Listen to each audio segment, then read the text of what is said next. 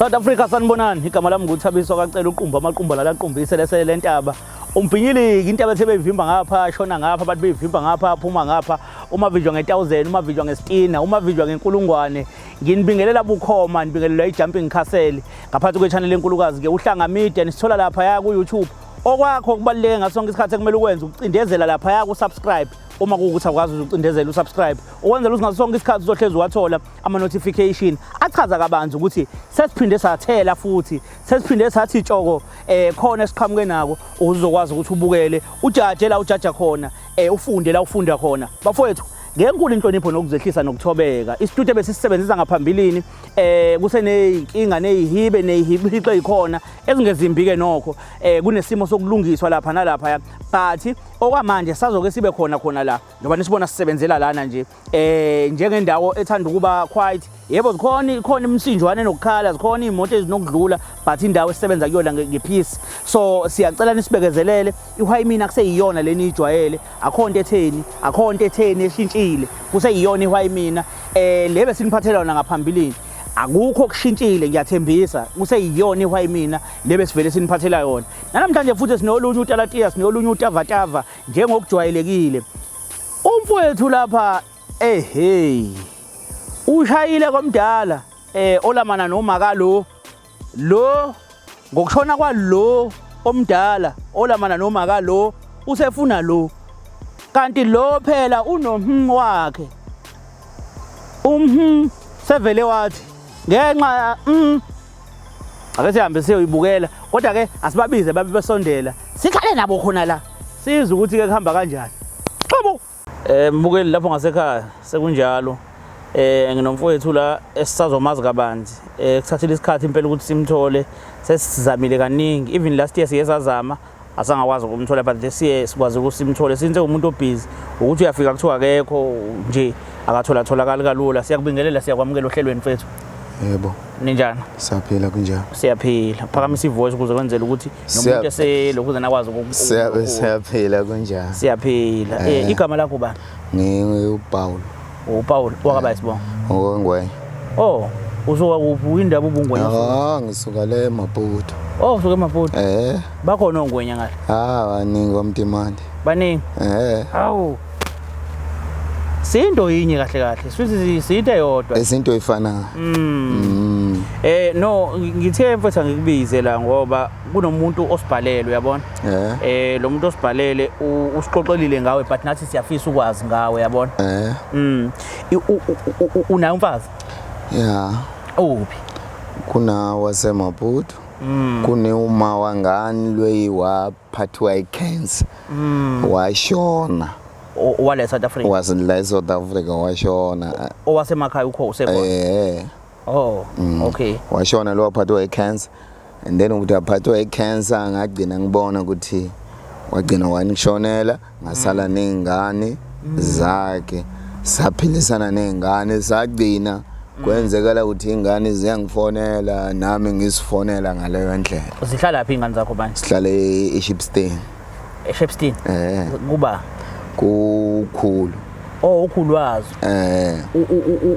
umakama wazo okay usebenza kanjani wenzani umsebenzi wakho mina ngisebenza ngama building ngiyenza ama upstairs kwamanje ngilaya eDuty la ngisebenza khona window esebenza ngokuzikhandla nje ngisebenza ngamandla kuphela usebenza ngamandla ngisebenza ukuthi ngisebenza ngamandla ngokuwena ola ngakumina ngisebenza nje ngamandla emsebenzi kuphela awungitshela kwakuphatha kanjani ukushona kwamawengane yakho lo wale South Africa akumphathanga ngendlela ya right kodwa ngize ngagcina ngibaleka ukuthi kusho ukuthi kuyafana ngoba ngiyamukelile ngesimo situation obhekene nayo ngingwaba ngendlela ya right ngabe ngisijoyine le society yami ya 100 rand per month ngagcina ngamngcwaba ngalendlela indlela lonto futhi wayenza indlela lonto ukuthi uma ushonela umuntu wakho ufaka isandla ulekelele ekutheni nangcwabeke ngendlela eright nakubo futhi amsho bafaka isandla nalekelelana bafake kakhulu nakwamanje mangifika bangibiza ngendlela eright kodwa ngizanga ngilobola kodwa bangibiza ngendlela ya kodwa izingane uyazinakekela zona. Ngiyazinakekela ngendlela right. Nangoba sesikolweni January ngafika ngazama ngendlela zami kude sesikolweni. Mfethu no umsebenzi omkhulu lo. Sikasizwe kuthiwa abantu bangale ngaphandle abanye bangena bengenawo amaphepha. Wena uyena umuntu owafike engenamaphepha la eSouth Africa? Ya mina ngiyangifisi kuthi ngingena ngana amaphepha because sengumdala. Nginingane lezi siya kwesikolweni. Mabathi ubaba uboshelwe indaba ukuthi passport ngikuzokuthiwa ukuthi ngibona into engathi yiwona la do uyiphethe. Angiphelele nje. Othi ngibona. Ngoba bafethu abantu batheze beyikhuluma lento siyenzela khona. Kuthiwa yini lokhu i-passport? Passport Oh, okay. Republica de Mozambique. Bawethu into enje makukhulunywa ngelokuze ngepassport umuntu makuthiwa usuka kwelinye izwe uya kwelinye izwe uphatha nansi into isiqephezana esubufakazi bokuthi yena usuke kwelinye izwe weza kapha akawelanga ngengwenye cha ewungwenye na ungwenye owela ngengwenye ipasi Maputo na kuleli ngisebenza ngalo ngivula yonke into yami mangisemakhaya mfethu no siyabonga kakhulu. Ipayment lengiyisebenzisayo ingenzelwe ngumlungu nayo ubonisa abanye abantu. Ipayment eyani ipayment? I4 years ipayment iyenza ukuthi akunamuntu angithashayo lapha. Nathi ipayment. Kumele bayibone. Uphelele ungwenye. Yeah. No awusho ke wengwenye. Njengoba engekho umuntu onayo ophila naye usekhona umuntu ophila naye manje eSouth Africa since uma wenganashona. Ya ukhona. Akuyimele naye ngize naye namuhla ukuthi nazochaza istory zakhe. Ngithole ukuthi ngibona ukuthi angeke sizoze namuhla nanamuhla. That's why ukhona ngiphila naye yena angiwashela kodwa anginalutho naye. Unalutho naye. Imaki umbuzo wami nangu la ukhona ngoba unaye umuntu ophila naye. Istory sami sithi kunomuntu wena kuthiwa uyamfuna wakubo kama wengane lo washona. Kuthiwa leyo ngane leyo umamncane wayo lo washona. Izala udade wabo umuntu wakho. Kuyiqiniso ukuthi uyayifuna leyo ngane uthi ufuna ukuyishada. Ya lokho kuba kuyiqiniso. Siyakwenza thina amadoda. Manje indaba uyifune ngoba unayo umuntu uthi unayo umuntu. Hayi ukuthi ngithi ngiyayifuna nithi siyafonelana mina naye kuthi athi babamkhulu lothi babamncane pho wena indaba uyifune ngoba phela kade uthandana noAntwayo nje bekungasiwu yena afonele ukhulu wakhe or umamncane wakho athi mamncane ukhona ubabamkhulu kusho ukuthi kubalekile kusho ukuthi yena anenkinga awuyithandi lengane wena? Hayi mina ngibangayithandi yena afonela ukhulu wakhe. Awuyithandi? Shuthi bayithi yona uyayithanda inamanga. Inamanga Beyikifika sekhona umamncane wayo la kuwena. Beyifika sasekhona umamncane seyizophenduka yithi mina sengiyayithanda. No kezwakala wemtimandi. Kezwakala. But ngifuna ukuthola ukuthi mhlambe ukusuka ku1 kuya ku10 ngokuthembeka onako nangeqiniso nje onalo ungazipha bakusuka ku1 kuya ku10. Mina ngizipha ku10. Uzipha 10. Uthembekile. Ya uthembekile mntimandi. Yabona uma ukwazi ungena eSouth Africa ungene namaphepha yonke amaphepha akhe ephelele. Uthembekile ngempela. Uyindoda ethembekile. Nanokuthi futhi ushonele uma wengane waseSouth Africa. Uphinde umncwabe, uphinde unakekele izingane zakhe noma eseshonile. Akusengane zakhe zabo. Exactly. Uyabo? Ukuthi shuthi ngempela umuntu bafowethu umntimande ufuna simshayeleni izandla kakhulu uyindoda eneqiniso. Abanye abantu bayothi uma beshona uma wengane amiyeke. Yabo iyeke kwazingane lezi asihlangana na kuma wakushonini uyabona mntimande futhi no siyabonga imake mntimande ngaphambi kokuthi simbize umuntu okubhalele ngiyacela sibuke nasi screen lapha ya sanibonani babukele emakhaya igama lami nguSilindile wakandaba nginenkinga nomuntu kamamncane wami ulokho engilandela for isikhathi eside manje ngikhathele uyena ngifuna angicisele ukuthi kahle kahle kwenzakalani ngayo ngoba ngikhathele ingakho ngize ngabhayela uhlanga media ukuthi ukwazi ukungisiza ngendaba yakhe. Mntimande angazi mfethu unoma uyamazi lo muntu Ngamaza. Uyena lo sikhuluma ngaye. Niyafonelana naye. Kodwa awukazi uzomtshela ukuthi uyamthanda. Oh, okay. Uyena mfethu osibhalelile. Usibhalelile ngoba ukhathazekile kunezimo asedlule kuzona ekuyizona ezimphatha kabi. Ubona ukuthi mhlambe kumele azohlala nawe la ku TV yakhulume nawe. Sezwana? Singakwazi ukumbiza njengamanje. Yeah. Awunankinga? Angina. Qhawe sicela umbiza mfethu.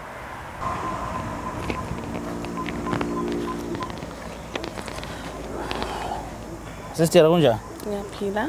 Yebo siyaphila. Siyabonga sibhalelwe uwena angazi noma uyena nomuntu lo kade umdinga. Yebo yena. Okay, mhlawumbe igama lakho nesibongo ubani? Usilindile Ndaba.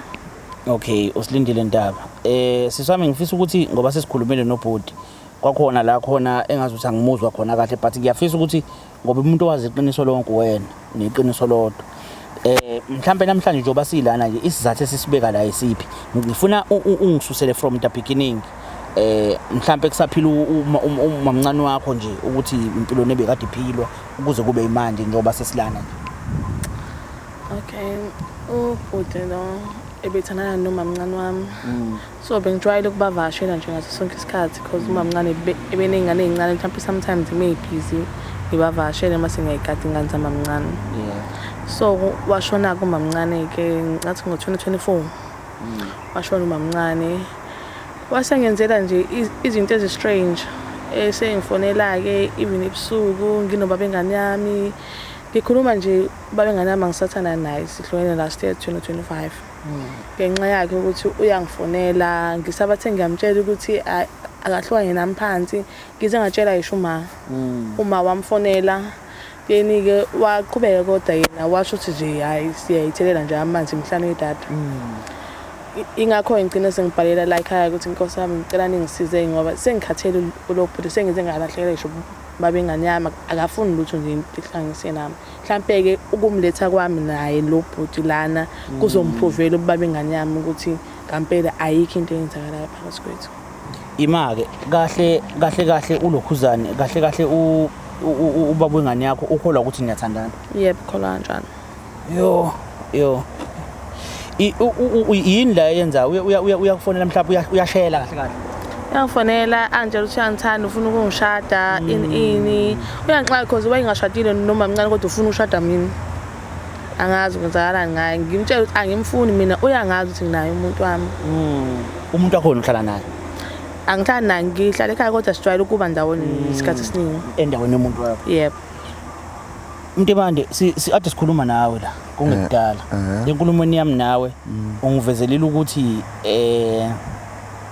awumsheli usisi unomuntu wakho wena. Ukhona umuntu wakhe omaziyo?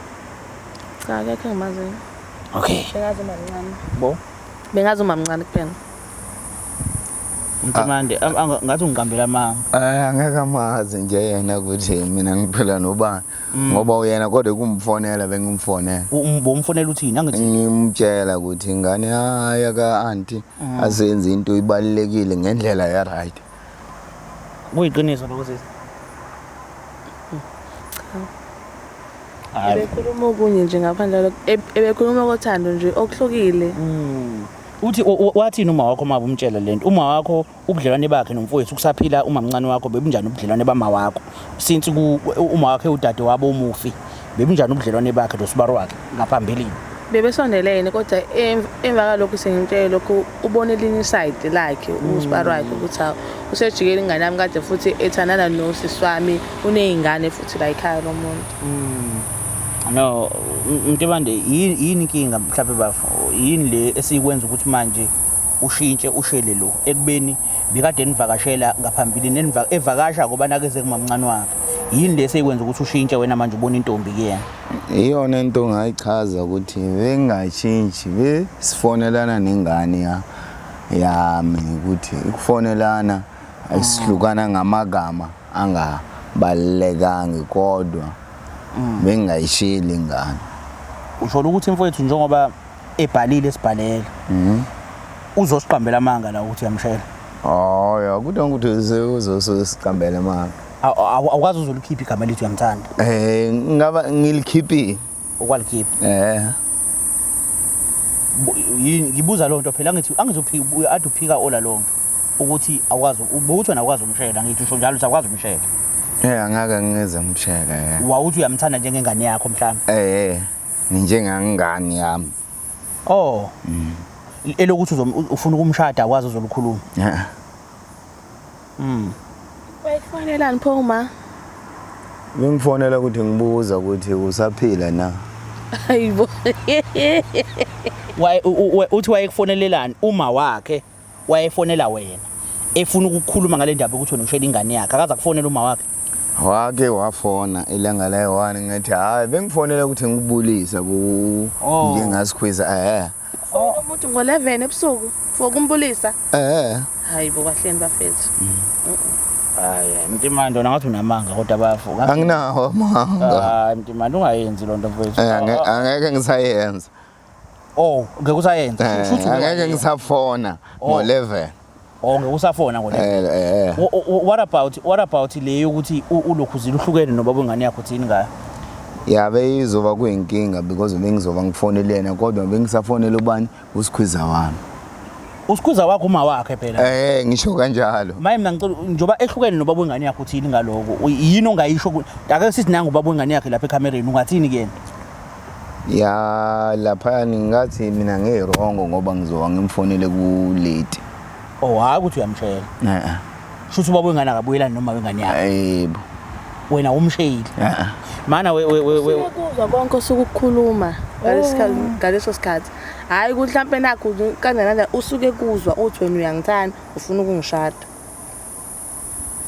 uyaphika Mtimando akwazi uzumshela hayi angeke ngizazumshela Mtimande ngibona ngathi undoda enamanga kakhulu yabo Mtimande lento yenzayo imoshela yena yabona seziningi kakhulu ingane eSouth Africa ezikhula ngaphandle kwabazali bazo besilisa so uma wena ukhuluma lezi zinto ezikhuluma kuyena evele nomuntu aphila naye shuthi manje ngamanye amazwi njobe engasathandani naye ingane yakhe seqhelelene naye leSouth Africa sinohlobo labantu besilisa abathi uma ngabe umuntu esehlukene noma wengane ngiyaza yondla ingane kodwa leyo nto leyo ukuyigwema akuqhutsheke ukuthandana ngoba isimo masivuma ingekho enye into ebenza ukuthi bahlukane abaqhubeke bathandana ukuze ingane sicabangela izingane you understand yabona wona ukushela kwakho ushela lo muntu uzumfonela nangabe u12 ebusuku kwenza ukuthi indoda yakhe ingamthembi ekubeni wena bowuthandana noma mncane wakhe yabo lonto usho ukuthi ukhona umuntu ongafika uthandane noma mncane wakho uphinde futhi uthandane naye angekho akekho yini pho lengane ufuna ukuyifaka entweni ungakazi uyibona bukhona umfakazi mhlambe nje ongaba nabo siswami bokuthi mhlambe wake wakufonela naye miss call kwakusuku olukuthi engabe nje something noma ngathiwa yini nje uma conversation na ngathi ne voice note ikhona la ngicela ukubhekela kancane ama ne voice note ke number 1 angithi uthi awumsheli uthi ke unabo ubufakazi bokuthi uyamshela ngifuna ukuvululela lobo bufakazi mina kuphela ifuku ukuthi bukhona siqhubeke siye phambili but mina nginokukuthemba but naye futhi ngiyamthemba ngoba akekho umuntu ongasuka yabo azoqhubela amanga khona uyathola okay Wesley mina ngiphathele into emnandi kodwa ngiyakuthanda ngenhliziyo right kodwa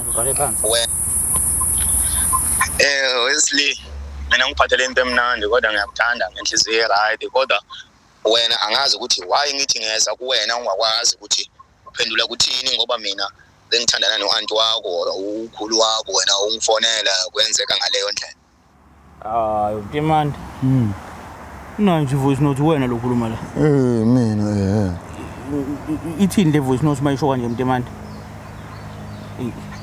Wesley mina ngiphathele into emnandi ukafike noSlim mhlawumbe elokhuzeni la uhlala ngakhona ukafika nasekhaya because ingane zakhe ihlala nokhulu wethu ekhaya la wena mhlawumbe ngakubo komuntu wakhe akazafike ngakhona njobe ethi uzofika lapho usho usuke ekhaya emakhaya Mtimande manje voice note esho ukuthi uyashela uthi wena la kule voice note futhi ngalokuze ngikuchazele ikhulunywa wena Mosa yini indaba ushele lo Mtimande ngoba phela lo uyazi ukuthi bekade kahle uyingane kumuntu wakho lo washona yabo indaba pho ushelena Ya indaba ukuthi besifonelana mina naye angivakashela. Bekufonela yena. Angivakashela ngendlela ukuthi bayavakasha ku mamnca wakhe. Okay. Yena ukakufonele yena kucheck njengoba unumfonela. Yena bayafona uthi angibulisa uthi right baba omkhulu. Una kumfonela vele. Ngifonele. Ngifonela nini? Bengithi Kanye ngifonela mina kusaphila umamncane. Khona ngangisuke ngikhuluma nomamncane. Mase ngithi mina akhonze phela kuwe. Hayi ukuthi mhlawumbe manje ngiyakufonela mina njengoba wena ungifonela wena. Ngisho lokho ukuthi wena beungifonela usaphila umamncane wakhe. That's why nami ngi-right ukuthi ngikufonele. Ukuthi uyaphila mntwana. Sungabuza impilo yena usukhuluma okunye. Okay. Cha emntimande ngoba vele sifuna ukuthi iphele lento namhlanje. Ungakhuluma nje iqiniso ukuthi mhlambe umthandile into ekanjalo mhlambe awuzuqamba amanga. Yabo? Ngoba manje ukhoza inzondo kuyena ukuthi manje usuka la suka khona uzokuqambela amanga ku TV. Yabo? Mina ngibona ukukhuluma iqiniso uma ukuthi ukwamshela mntimande akulona iphutha phela ukushela. Yabo? Ukwamshela yini? Angike ngamshela mntimande umntimande. Yini mntimande yini indaba umshela? Ya bengiyazi ukuthi umntwana wakama mkhulu. So ngoba uanti waka ngesekho kuyimela vale isikhundla sako anti wakhe. Buzomshada? Bengeke ngizomshada ngishade uanti wakhe. Uanti wakhe sewashona ngithi uanti wakhe bungamshadanga yini indaba othi bomshadile manje? Angimshadanga uanti wakhe iyona into ngisho yona inkinga. Uzomshada yena. Yena kuyimele ngizomfaka ring. Uanti wakhe wangomshada kangani yena? Anti wandi besaqhubekisana nempilo sibone wagcina waphathwa icancer. Wagcina washona naye ngazange ashona ngendaba yokuthi we acabana nomuntu waphathwa icancer. Manje mangabe ethi yena akafuni pho indaba ungamiyeki. Ya ngizomiyeka ngoba kwamanje angafuni. Uma wakhe wakufonela wakuthethisa ngendaba ukuthi ushela le. Ya wangithethisa kakhulu. Wangithethisa kakhulu ngathi ngicela ukuthi bathi iqolo. Ukhulu wakhe ekhaya nje behle ningane uyazi ukuthi ubaba wazi uyakushela. Yebo bamtshela umama. Wathini ugogo? Wababaza phela naye umhlolo. Kodwa ke wathi uma uzokhuluma naye. Njengoba nje leyo voice note yani. Yani ngize ngihlwane nobengane yami ngo December last year. Yo. The latest 25 or 2016. Ayo mana njengamanje ungathini mhlambe kuyena umntimande ngoba sinali ithuba siyalithola and sikumabona kude njengamanje even umuntu wakhe amshozo uyibuka uba igama lomuntu wakho Sikhumbuzo. Okay Sikhumbuzo nanga umyalezo osuka kuma wengane yakho uza kumntimande Lemane angithandi futhi angisoze ngakuthanda mina ngithathiswa kwababa wami njoba unezingane ekhaya nje uyafana njengobaba wami because izingane zakho zingodadewethu abafowethu so ngiyacela ukuthi ungabe usangiphinde ungifonele ini noma ke ukungibingelela ngiyabonga manje sekulokhuza ukuthi mina angisakwazi mina manje ukuthi ngixhumane noSikhumbuzo ingane yami yasafarisha cause ngenxa yakho so ngiright manje ngawe ngicela bala ungaphinde ungifonela ngakhuluma lapho kuya ngiyaxolisa ngane le ndlela ungitshela ngayo nami ngizoba ngikuzwile ingane yami ukuthi ngicele isicelo sokuthi uSikhumbuza uzama indlela ukuthi abuyelana nawe ngane yami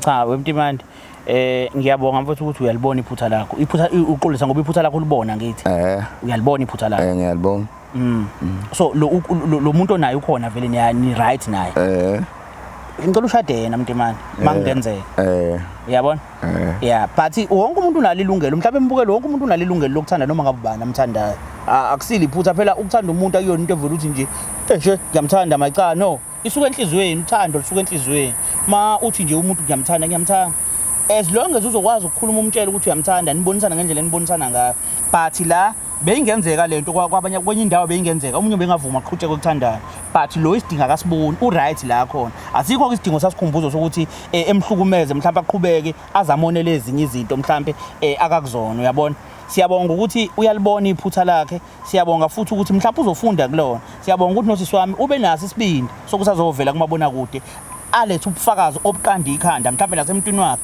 nawo abanye abantu uma ubona ukuthi uqinwa umuntu ubufakazi awunabo bokuthi mhlawumbe anilutho naye ngoba abanye abantu bayakholelwa izinto ezibukeka nje ezisinaks uyabona njengamanje wonke umuntu uyakholwa ukuthi ngempela uyabo nabo ubufakazi sibulethile mhlawumbe nawe ungenza ubhalele lapha kulokhuzana kwiHwayimina uze ukuthi ke mhlawumbe ngabe sikulekelela kanjani siyiHwayimina. Next week siyadibana futhi. Xebu. Hey, mhlawumbe ngifuna ukuyiphinda le yamtimande. Sibhekene nenkinga enkulu kakhulu eSouth Africa. Njengezwe engicabanga ukuthi izwe lithatheka kancane kakhulu ebantwini abasuka eshushwa kwamanye amazwe. Nanokuthi siyizwe elenza kangcono kakhulu kunamanye amazwe aseAfrika. Uyabona? So nakho lokho siyizwe lenza kahle kangcono kodwa lingenamthetho. Ngisho njalo ngoba ukungena kwabantu abaningi eSouth Africa bengena ngaphandle kwama-permit. Yona inkinga esibhekene nawo kakhulu le. Uyabo? Engicabanga ukuthi umtimande uyindoda eqondile kakhulu. When it comes to ukusuka kwelinye izwe yakwelinye izwe, uyalihlonipha elinye izwe mayefika kulona. Unalo lonke uhlobo lephepha ongalicabanga. Mhlawumbe ke simshayelizane nje ngalokho. But when it comes to isinyathela kasithathile sokushela ingane kadadewabo umuntu wakhe akenzanga kahle but ekugcineni kosuku inhliziyo iyona eyaziyo ukuthi ifunani angeke uze ukucontrol okufunwa inhliziyo uthi hayi angilwisane naloko angenze njani alikho icala into enayenzile but ngokwesintu nangokubuka nje kwethu sabantu likhona ichilo kulento ayenzayo. Awukwazi ukuthi ungashela ingane ushele nonina ngoba empeleni uma mncane walengane unina ngoba ulamana noma wayo shuthi kahle that's why ingane mangabe izalwa ubaba ulamana nalo ubaba ufuna limbize ngobaba ngoba ubaba wayo phela bazalwa umuntu oyedwa bazalwa uma oyedwa so uma wayo lo so okusho ukuthi yena ufuna ukulala nengane alale nonina akahlukile nomuntu ozofika thana noma wengane ashone bese athatha uma wawo lo ngane bese athathe lo ngane nawo futhi alale naye ishada yenza umfazi akuyenzi sense ngokwesintu akuyenzi sense uyabo but uthando ungathanda ngesihlahla uthando nje likalikhombe la likhomba khona and malikhombe khona kukuwena ukuthi uya-entertaina lokho uyabo but ke sibonga iqiniso ngoba untombazane lo wakandaba ube nalo iqiniso ngokuthi aphumele obala ukuthi no lento yenza ayikho right watshela uma wakhe wadlulisela phambili indaba yabo asazi ke kodwa kube bekuthiwa indoda enobuhlakane neqotho nenezimali zayo ukuthi bezokwenza njani asazi ngoba yabona imali impela inkinga imali iyadobana mhlawumbe beyizomdoba sazi but ke sibonga iqiniso lakhe nanokuthi uhlalele emagameni akhe waphinda futhi azohlala emagameni akhe noma sekulesi sikhathi so siyakubonga kakhulu lokho asiphinde futhi sidibane next week.